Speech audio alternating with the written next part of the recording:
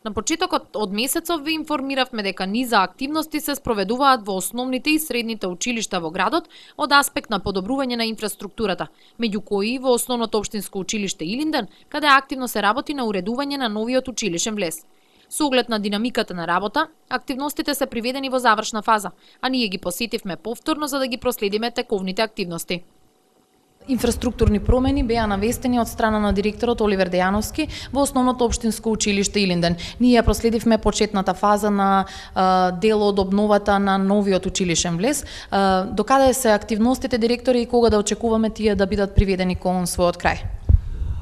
Како што сами рековте, активностите веќе се при крај во завршна фаза.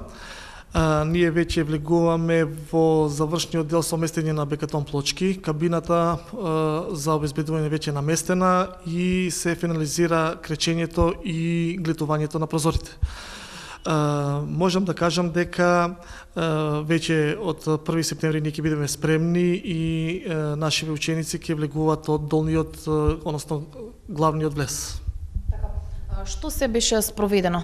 Беа навестени нели и канализирање на атмосферската вода. Овој дел е веќе завршен, претпоставувам, и што се друго е предвидено околу партерното уредување пред влезот?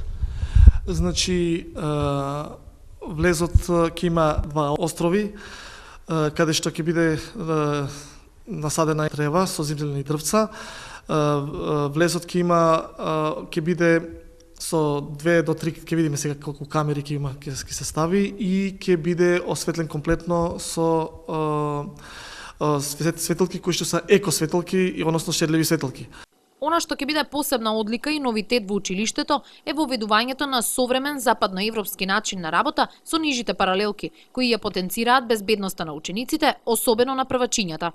Учениците од прво и второ одделение ќе учат на првиот спрат, заради бидејќи се мали, да не се качуваат на спратови, и од безбедностни причини тие ќе учат доле. Ова е еден западен начин на однесување на наставниот кадар спрема учениците.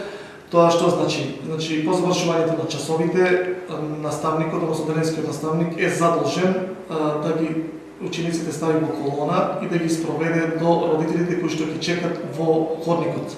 И секој родител ќе си го земе своето дете и ќе си го одведе дома.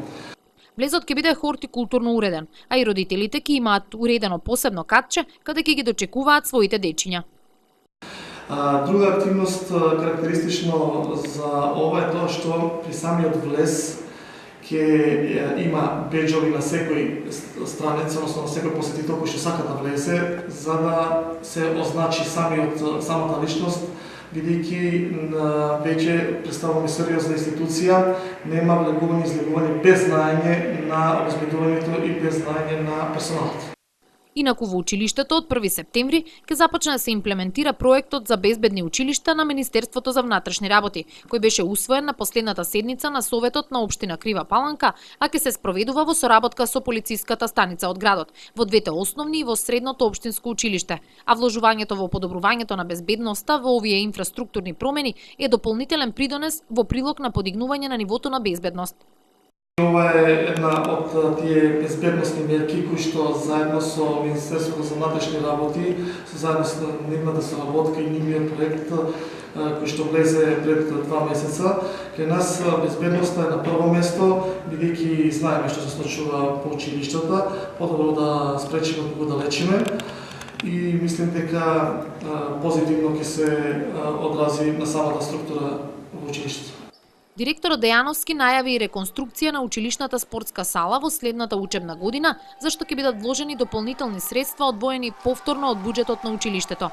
За да го видиме комплетно новиот лик кој ќе го добие Основното општинско училиште Илинден, ќе бидеме трпеливи само уште малку, а фактографски ќе се увериме пред официјалниот почеток на учебната 2012-2013 година.